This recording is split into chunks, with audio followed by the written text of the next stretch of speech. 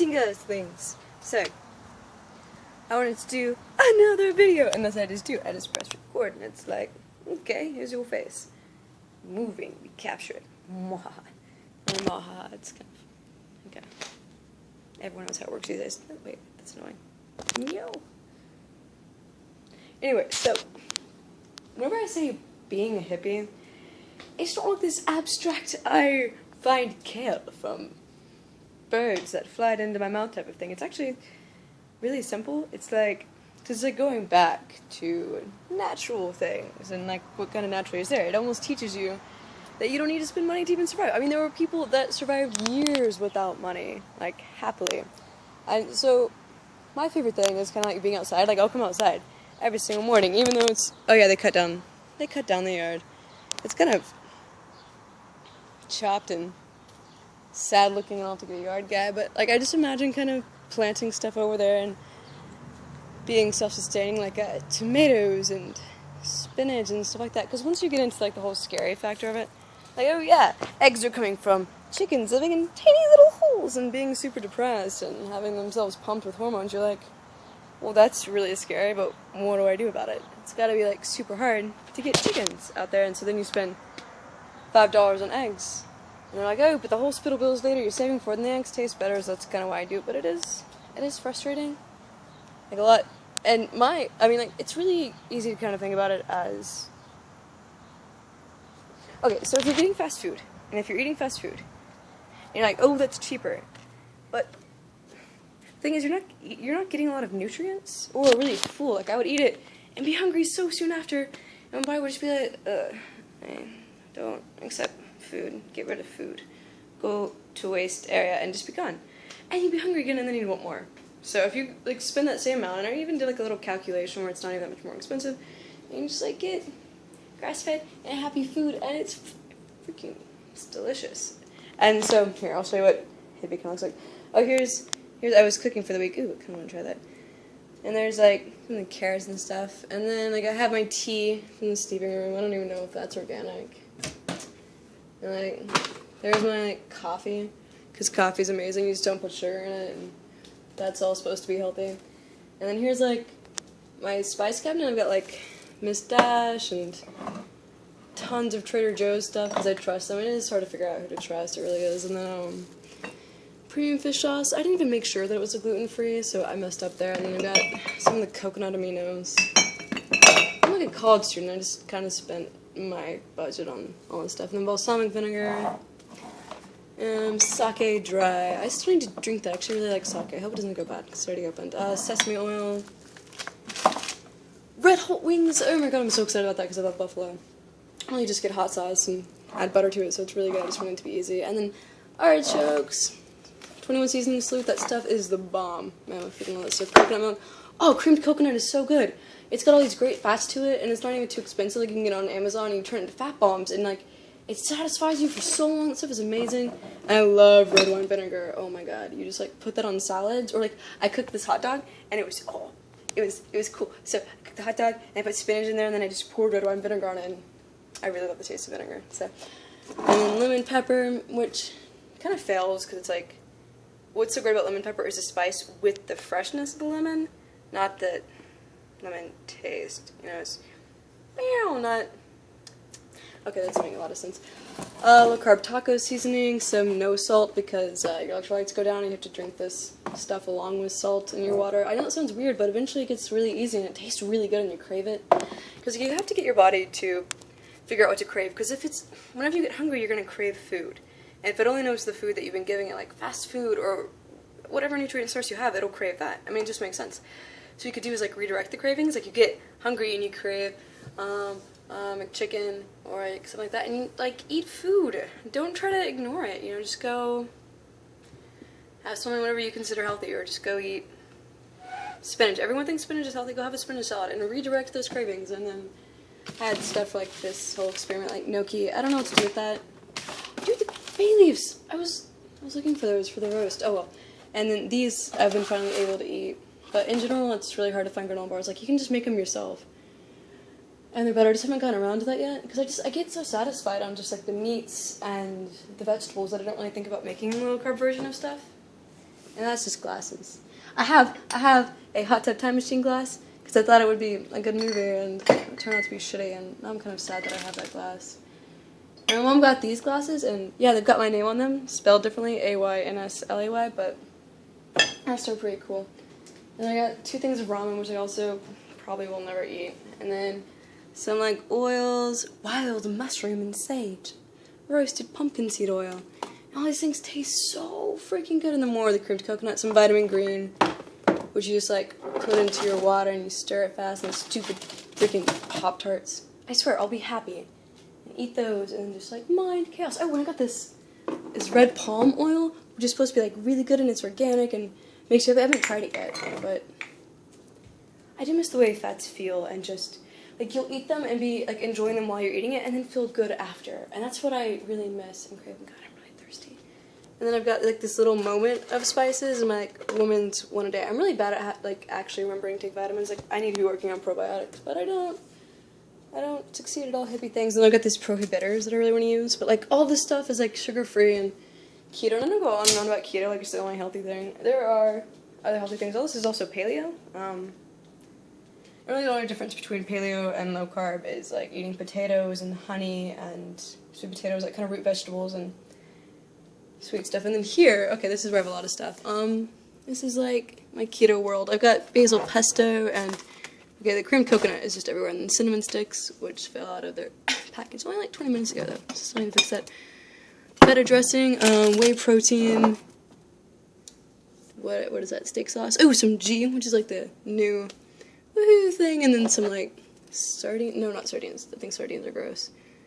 Oh no, these are sardines, yeah, when I was trying to get used to them. I'm still gonna try because some people like them, and I have this goal to like every single taste in the world. Like if someone else likes it, I'm capable of liking it. So I will, and it's been mostly working, but god, sardines are gross as fuck. Chia seeds. Not really any of those.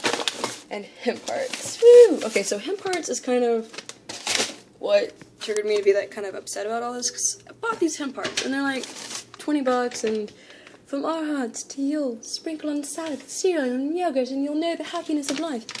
Just having those and the chia seeds, and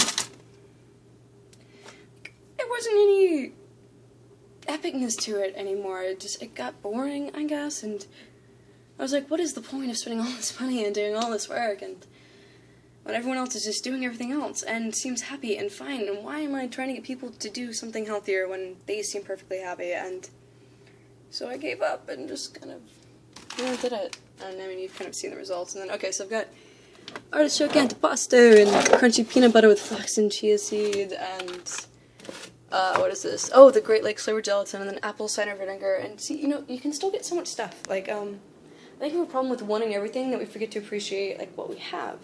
And so it kind of teaches you to appreciate like every little moment. And then my fridge is not as stocked as it used to be. I miss having stuff in here to experiment with. But I've got like New Zealand cheddar sharp cheese. And Abby went there for honeymoon, my twin. And like she brought me back this wine, and it was really good. And like people there are like really spiritually up. I'm also like into the spiritual stuff and happiness. And I think there's a thing to it. And so people there are like happier, and I think it kind of makes me happy to get stuff from them. And then I've got like the Wallaby organic sour cream, and like I'll try like the non-organic stuff now, and it does taste different. It really doesn't taste as good. Yeah, and then I've got like kombucha, and I've got this aloe vera juice that's from 100% inner gel flake, and that stuff is really exciting. Like you put it in your water with some salt, and just your electrolytes will like bliss all over your face, and it's like really happy making. And it will like really satisfy your electrolyte need for the day, because whenever you're in ketosis, you'll start urinating a lot more, because I don't know why your body's adjusting and it gets it all out, or you just drink a lot of water, so it comes out. So you have to like refill your electrolytes through that type of stuff. And then I've got like Brussels sprouts, and okay, so Reese's, I had them yesterday, and I was feeling really happy, and sometimes when I'm feeling really happy, I'm like, okay, here's a variable of complete happiness on what I am with these thoughts. Let's have sugar and see if that changes. So I had Reese's. I put them at the bottom of my strawberries. Like I put it on the bottom with the strawberries after they'd already been heated, and it just kind of all went together. And that peanut butter is fluffy, and I need to figure out what peanut butter they use, because I want that again. But then I got these direct mental negative like tingles, and not necessarily, I wasn't really suicidal. I didn't like living as much. I suddenly, very fiercely didn't want to go to work. Like, moments before I was happy about work and being around people, and then the idea of people wasn't good, and I think that's the direct connection. Like, I think that's very real, not wanting to be around people, social seclusion, because that happens, like, every single time, and that's something I've been, like, consistently tracking. I've got, like, 60 things that I'm tracking, including, annoyance, small things, large things, and it's all in the Excel sheet that's, like, on, I think the second blog post, but that's all in there. And, like, eventually I'll go back and just compile all of the data. Maybe find, like, food that I had that day, thoughts that I had that day, and all that type of thing. And there's, like, 1 Reese's left, and I don't want to eat it. And also my mind now knows not to. There's this, like, there's some things I can eat, like Cheez-Its or, what else? I can't do Pop-Tarts anymore, but if I think of, like, old memories, like a Whataburger? No, Wendy's, because that used to be good. I remember, like, the eating of it and being happy, and that's kind of all you remember, and my mind doesn't kind of trigger into a no, don't eat that type of thing, but right now if I think of Pop-Tarts, it says no, and, like, does the opposite of mouth-watering. It just, like, it's so hard to explain. And then, like, when I think of eating a Reese's, it's also like, no, don't do that. It's recognizing those things, which is really fascinating, and I don't know if that is self-training, but I don't think it is. It's not a higher thought process, because I can tell myself while I'm eating things that this is supposed to be bad, and don't eat this, from a higher thought process, and it's like, whatever, we're gonna just make you want more of it, and there's, like, a little battle there. But now it's kind of associating the two, like, they're together, finally. Yay! And that, I think the whole point of this is what it's like to be a hippie. It wasn't like, see, it's not this complicated, weird, annoying process. You just like grass-fed stuff and read on the back if the chickens were happy or not. Oh wait, I still have the little thing, like the little package of it. Okay, so, like, what it says is, like, okay, so happy eggs, no antibiotics, no hormones, and it's like, I think it's on the inside where it says, yeah, it's like, naturally different. At the Happy Egg Co., all our farms are free range, which means our hens are free to run, jump, and play outdoors in the open air. It's important to us that our hens enjoy more natural and contented lives, because we believe that happy hens lay the best eggs. And if you're having the direct energy of whatever you're eating, like, that's kind of the connection here, is you are eating something that was once alive. So the energy of it, whenever it was, like, yeah, this sounds a little more hippie, which is good, because it wasn't sounding hippie enough.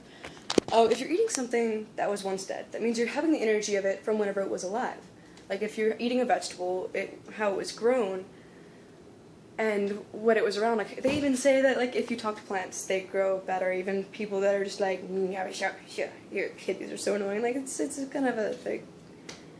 Science, and, you know, everything that is science now probably once seemed magical and fallacy. Like, you know, I mean, the most common reference, the earth was flat. Like, the guy got flogged. I mean, he said the earth was round, and he got, like, flogged, and everybody hated him for it. I mean, there's this natural hatred of ideas that are new and make us think differently. And I am the same way. Like, I got really mad whenever I first learned that fruits apparently have too much sugar in them. Like, that was mental, and I got angry at it, and it's just something in us. I mean, we naturally dislike change. It's a thing. So I know it's kind of hard to believe that the fruit and vegetables and meat that you eat need to come from things that were happy and had good lives and were well taken care of, because it's going to the energy of your body. And then, like, I could even go into chakras and, yeah, probably even astrology and, well, I mean, it took me a while for that one, I like to believe. But, we are technically made of stardust, so why is it so weird to believe that looking at the stars and kind of figuring all that out? There was a lot of, they did a lot of research in it. They weren't just like, oh, here it is. Daily horoscopes are probably just bullshit, but I mean, just gonna go Google all that, see how you feel. I think that's it. Oh, I do have a lot of Myers hand, so I'll be like, I'll go. Maybe that's why people think it's bullshit. It's because you have to pay so much more for it, so it seems like another corporation. That makes sense. Bye.